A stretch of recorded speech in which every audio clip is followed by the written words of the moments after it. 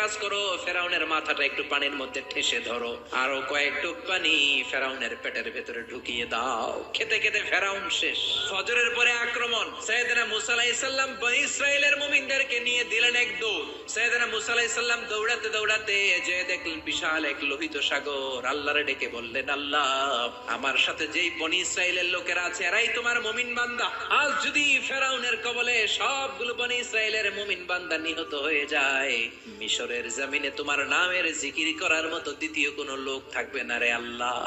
রব্বুল আলামিন বললেন, মুসা দেরি করো কেন, লাঠি ফালাও। সাইয়েদনা মুসা আলাইহিস সালাম লাঠি ফেললেন। লোহিত সাগরের এই মাথা থেকে ওই মাথা বিশাল বড় ব্রিজ বানিয়ে দিল কে?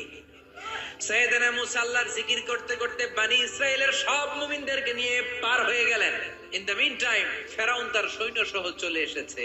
এসে দেখে কি আজীব তামাশা, গতকালও এই জায়গায় কোনো ব্রিজ নাই। তাকিয়ে দেখে ওই তো মুসাকে দেখা যায়। সে বলল, আমার সৈনিকেরা তোমরাও মার্চ করো। তার জন্য সেনাবাহিনীর সব সৈনিকেরা লেফট এন্ড রাইট করতে করতে মাঝ বরাবর চলে এসেছে। সাইয়েদনা মুসা আলাইহিস সালাম লাঠি তুললেন। লাঠি তোলার সাথে সাথে ফেরাউনের সব সৈন্যগুলোকে ফেরাউন সহ লোহিত সাগরের মধ্যে ডুবিয়ে দিল কে?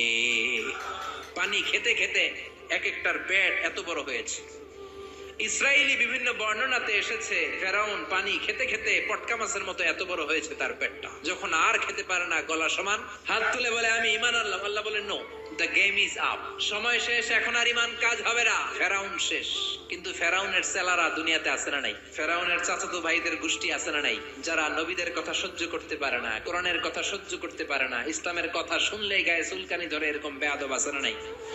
যুগে যুগে ফেরাউনের চাচাতো ভাইরা থাকবে, ফেরাউনের চালা লস্কররা থাকবে, নমরুদের চালা লস্কররা থাকবে, আর তাদের বিরুদ্ধে সাইয়েদনা ইব্রাহিম আর মুসা আলাইহিস সালামের মতো বলিষ্ঠ হুঙ্কার দিয়ে কালিমার দাওয়াত দিয়ে যেতে হবে। চিল্লায় বলেন ঠিক কি না?